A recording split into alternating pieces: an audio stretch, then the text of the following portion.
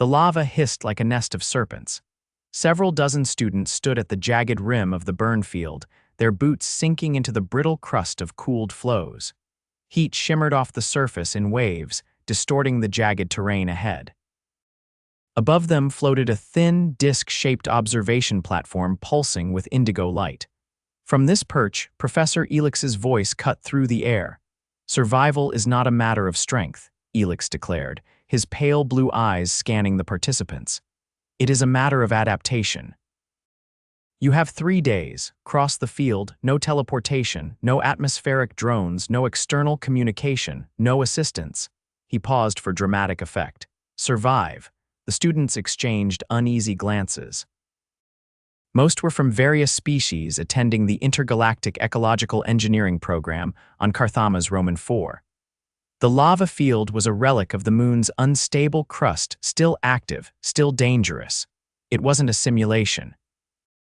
Among them stood Luke Remar, hands resting on his knees, sweat already dotting his brow. He was the only human in this year's cohort. His skin prickled under the thermal suit's collar. He looked to his left. A towering insectoid named Vox stretched its limbs, flexing 6 joints with a series of loud pops. To his right, a gelatinous being named Friel shifted color in confusion. "Is this guy serious?" Luke muttered. Friel pulsed a dull green. "Elix speaks only in absolutes. He has never rescinded a challenge." Luke pulled a multi-tool from his belt, flipping open a scanner. The readout confirmed what his senses already told him: surface temperatures fluctuated between 700 and 1200 degrees Kelvin. He squinted at the terrain ahead. Jagged basalt ridges, scattered fumaroles belching gas, and in the far distance the low glow of a fresh lava channel. 3 days. He asked no one in particular. "That's not even enough time to die slowly." Elix floated lower, antennae twitching. "You may begin." The platform zipped away. Silence followed, broken only by the distant rumble of earth and the whispering wind. Then the students scattered. Luke didn't move. Not yet. He knelt, scooping a bit of cooled rock into a sample bag. The others were already leaping from ridge to ridge, using whatever their bodies or tech allowed. Vok vaulted in long arcs. Friel oozed forward, absorbing heat through its gelatinous mass. Luke walked in the opposite direction, toward a jagged bluff bordering the field. He examined the base of a collapsed lava tube, tapping his scanner against it. The rock was old, fractured. He flipped the multi-tool to its micro-drill setting and started carving a narrow borehole. "Remar," someone called behind him. One of the observers, a lanky avian named Kelso, glided down. "You're going the wrong way," Kelso squawked. "Field's that way." "I know," Luke said, not looking up. "I'm not crossing the surface." Kelso tilted his head. "There's no path underground." "There will be." Kelso blinked, then burst out laughing. "Oh, fantastic. You're going to dig through solid basalt with a drill the size of a toothbrush." Luke stood and unlatched the large cylindrical pack from his shoulders. He pressed a button. It unfolded into a compact rig, legs snapping into place, arms extending. A portable seismic drill, human-made, rated to bore 20 meters per hour through volcanic substrate. He connected it to his belt unit and powered it up. Kelso's laughter died.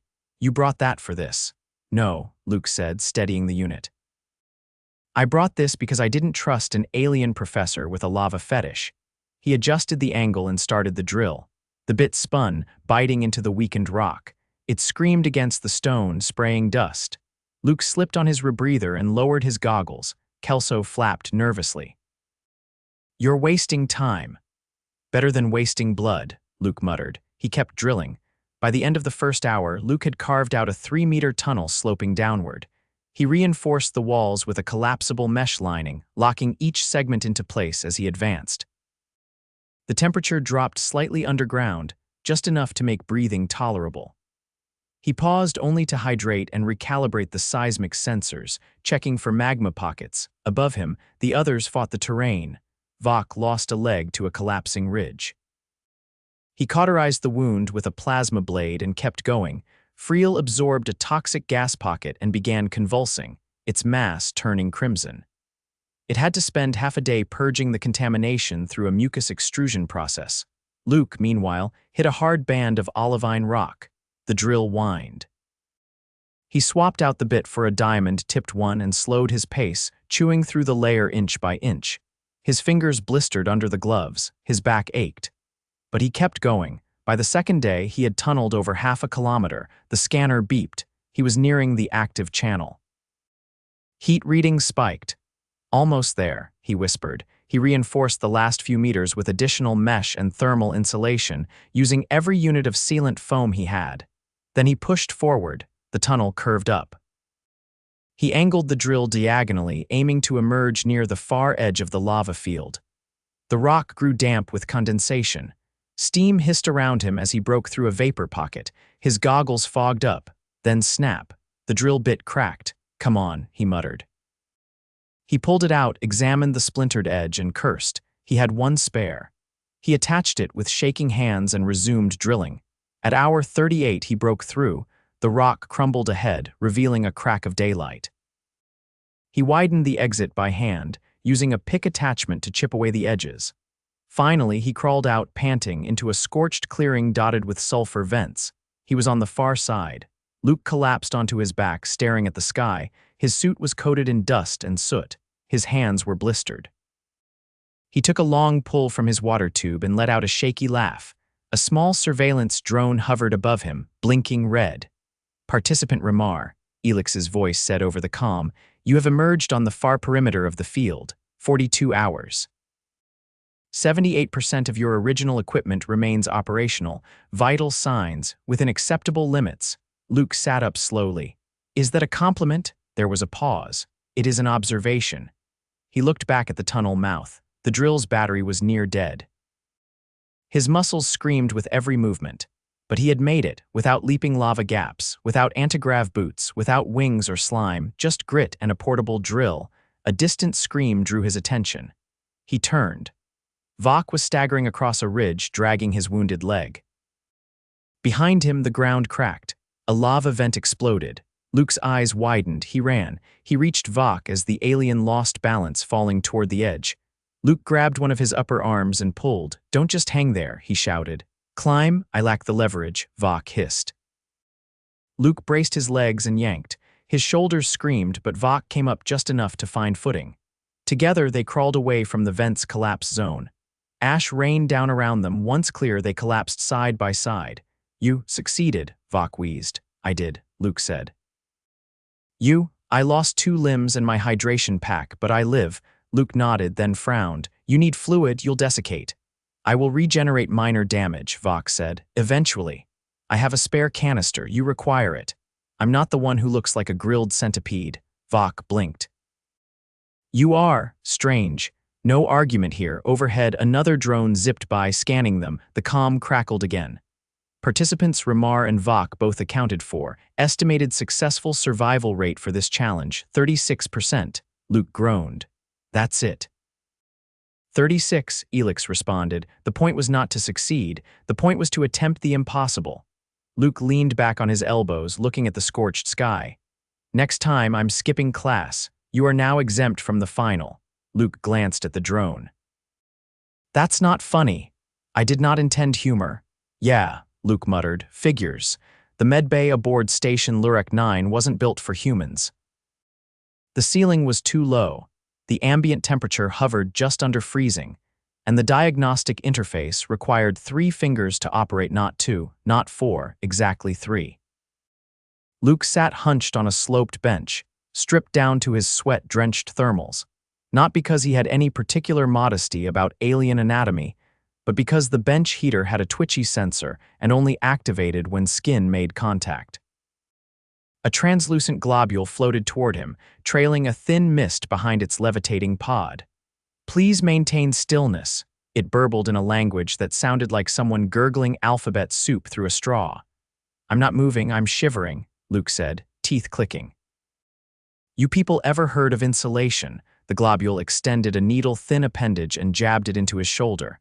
"Hey, at least give a warning." That was the warning. Luke hissed and rubbed his arm. "Your bedside manner could use a software update." The appendage retracted without apology. "Your musculoskeletal damage is within acceptable degradation parameters. However, your electrolyte levels are inconsistent with your species' baseline." That's because I haven't eaten in 2 days. I tunneled through a volcano, remember? Not a volcano, a lava field. Volcanic structures include, forget it. The pod beeped and dispensed a narrow packet labeled in 5 languages. Luke recognized none of them. The color was a shade of orange that didn't exist in nature. Consume this and remain in position. A circulatory scan will commence shortly. Just out of curiosity, Luke said, tearing open the packet, how many of your students usually need medical attention after one of Elix's little learning experiences? The globule rotated slightly, an action Luke had come to associate with either contemplation or boredom. 74%, he froze halfway through chewing. What? 41% require moderate intervention, 26% require regenerative assistance, 7% are replaced. Replaced? He swallowed hard. With what? That information is classified. Before he could respond, the scanner whirred into life. A faint ripple passed over his chest, followed by a soothing warmth. Luke leaned back, closing his eyes. The bench finally decided to activate, sending a rush of heat into his spine. It felt like sitting on a toaster, but he didn't complain. A soft hiss from the door made him glance up. Vok ducked through the threshold, his leg bandaged with a transparent sheath pulsing faint blue. He limped, but his gait had stabilized. You are intact, Vok said, settling onto an adjacent platform that adjusted to accommodate his bulk. Mostly, Luke said, nodding toward the globule. Your friends here say I'm within acceptable degradation parameters.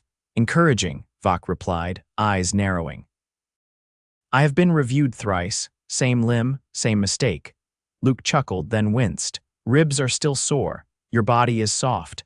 Thanks for noticing. Vok tilted his head. It is not an insult. Your physiology favors rapid recovery. A trade-off for structural fragility. I'd call it stubbornness. You call it soft. Tomato, tomato. Vok's eyes blinked out of sync. Explain. Never mind. One of the wall panels lit up. A new figure shimmered into view. Professor Elix, projected in 3 dimensions, antennae gently twitching as though stirred by a breeze that didn't exist. You have recovered sufficiently, he announced. Your presence is required in observation chamber 12. Luke groaned. I just sat down. You are ambulatory, your function is unimpeded. Tell that to my spine. I have reviewed your tunnel schematics, Elix continued, ignoring the complaint. Your methodology is unconventional but instructive. The Reconstruction Council has requested a briefing. Luke glanced at Vok. I'm not giving a TED talk in Alien. You will be translated. I'll need pants. You will be provided pants. The projection vanished. Vok nodded toward a locker on the wall. They store garments by size and approximate shape. Yours are likely under irregular biped. Luke slid off the bench and hissed as his knees protested.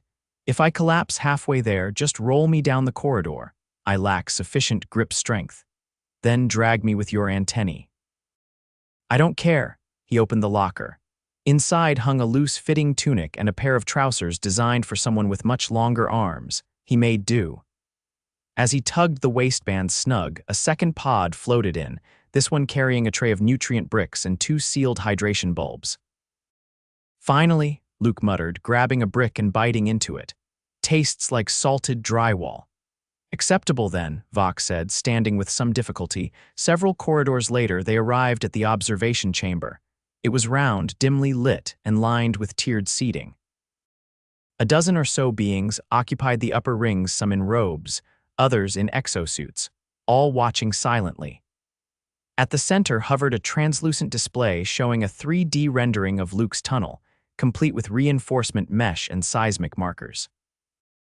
Elix stood at the far end, hands clasped behind his back. You will explain your process, he said. Luke approached the display.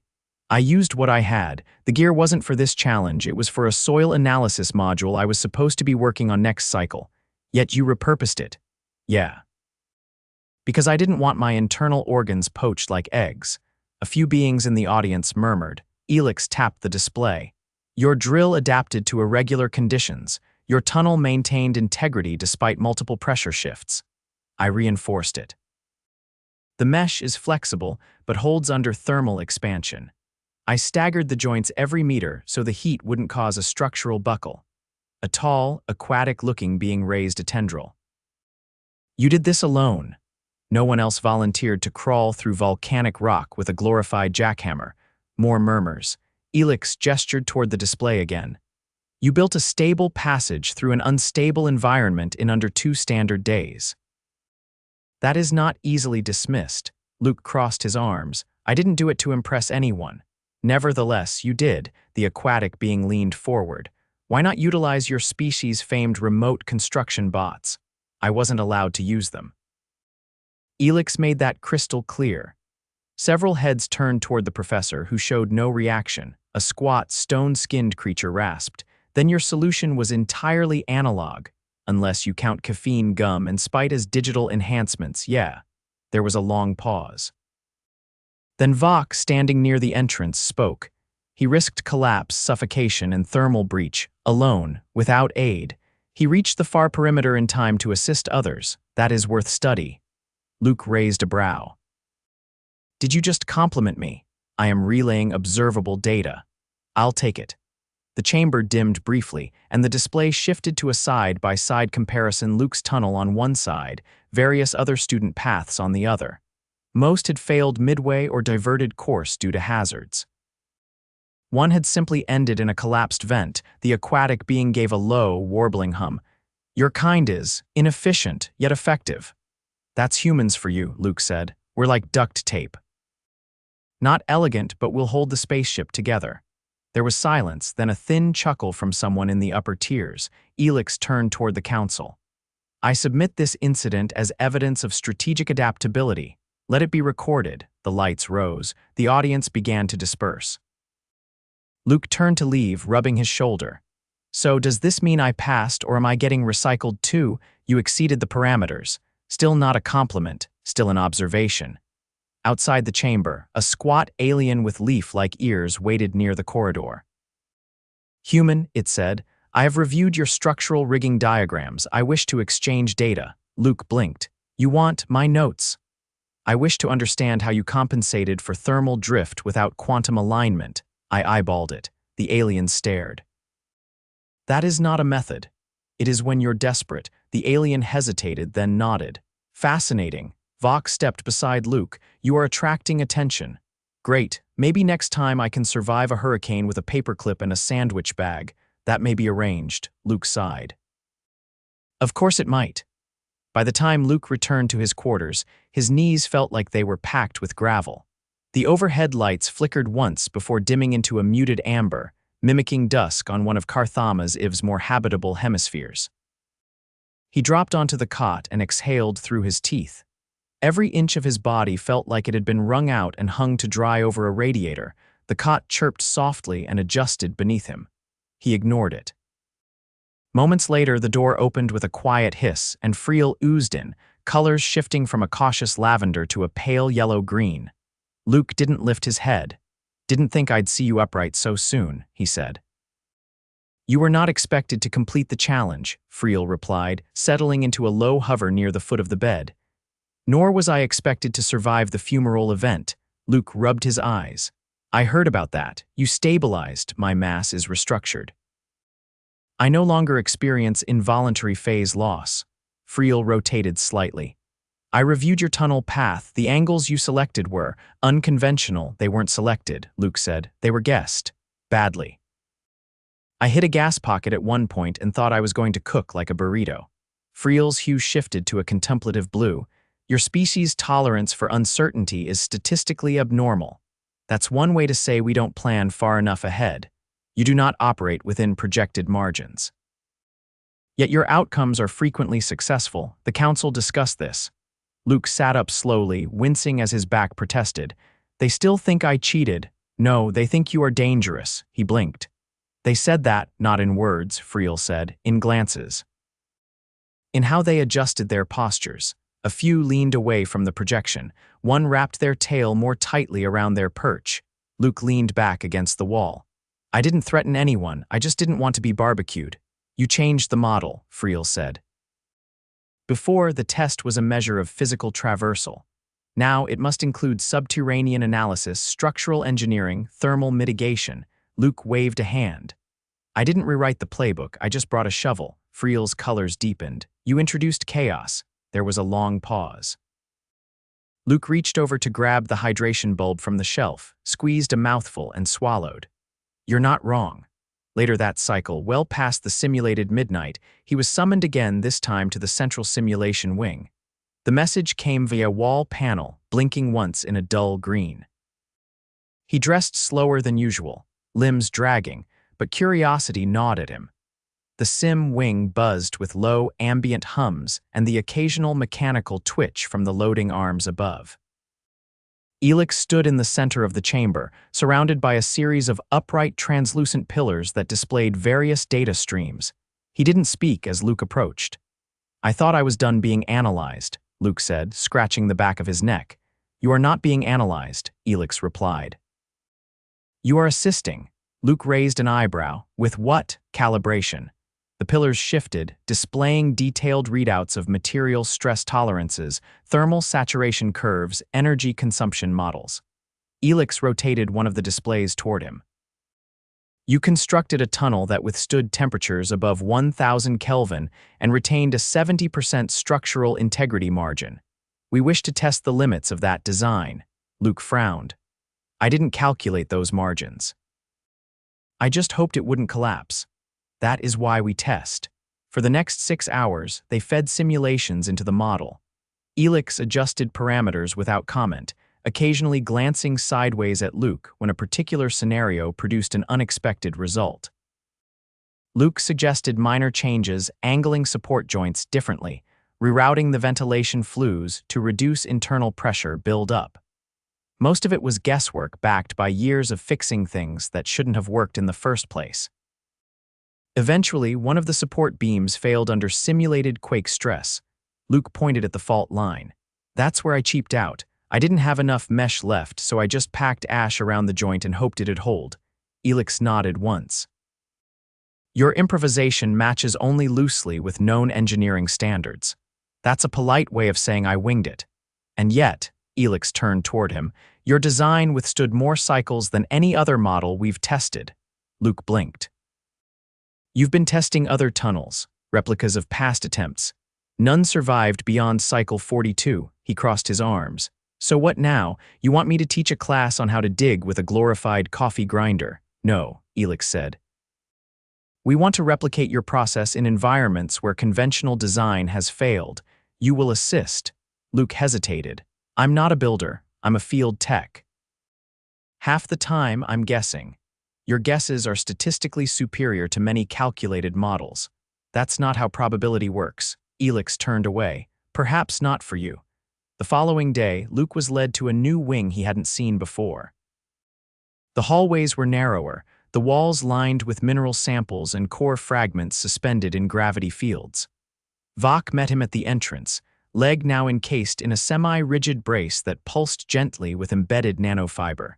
You are late, Vok said. I was unconscious until 10 minutes ago. That is not a valid excuse. I'm not here for excuses. I'm here because someone thinks I'm a miracle worker. Vok gestured toward the chamber ahead. Then perform one. Inside, a scale model of a collapsed dig site hovered in the center, surrounded by a dozen alien figures, each representing a species with some stake in the geological reconstruction initiative. The structure had failed after a tectonic microburst, burying an observation unit under 30 meters of debris. No life signs remained, but the data core was inaccessible. Luke studied the model. Why not bore in from the side? The surrounding strata is unstable. Vibration risks further collapse. Luke chewed his lip. Then we go under, just like before, except this time we brace every meter. An avian delegate clicked its beak. Your prior bracing failed under seismic duress, because I was out of materials. You give me enough supply, I can make it hold. A long silence followed, then Vok stepped forward. He is not requesting permission, he is offering a solution. Luke turned to him. That's not entirely accurate, but it is effective. By the time they began construction on the test tunnel, Luke had already modified the human seismic drill with a new stabilizer ring made from a flexible alloy donated by a species that usually used it for hull plating. He insisted on reinforcing the bore path every half-meter with interlocking braces and a redundant support grid. The drill moved slower than before, but the tunnel held. 2 days later, the team reached the buried site, manually extracted the data core, and returned without incident. No injuries. No collapses. No improvisation needed. After the operation, the Geological Council awarded Luke a citation of methodical merit, something that hadn't been given to a non-engineer in 30 standard cycles. He accepted it awkwardly, mostly because the plaque was shaped like a flattened starfish and smelled vaguely of iodine. Later, in the mess hall, Vok sat across from him, silent for a while as they watched the other students filter in. "You have altered expectations," Vok said. Luke picked at his ration tray. "That's not always a good thing. You forced a recalibration of risk models. Even Elix has revised his metrics." Luke looked up. "So what you're saying is I've made everyone's life harder," Vok nodded, "but also longer." Friel joined them, floating low. "I reviewed the simulation logs. Your reinforcement pattern is now part of the official survival protocol." Luke leaned back, chewing slowly. "Took a lava field and a near-death experience to get my name attached to a safety manual." Friel pulsed a warm gold. "Your species thrives in adversity." And somehow convinces others to follow. Luke didn't respond right away. He looked around the hall students from 16 systems, eating, recharging, murmuring in dozens of languages. A week ago, most of them hadn't noticed him. Now the ones who passed gave short nods or curious glances, not out of suspicion, but maybe out of something like respect. He exhaled. "Well, at least I didn't die in a lava field. That would have been embarrassing." "No," Vok said. "It would have been typical." Luke grinned. "Guess I'll have to keep disappointing expectations." Friel pulsed again, this time a bright, amused yellow. "You already have."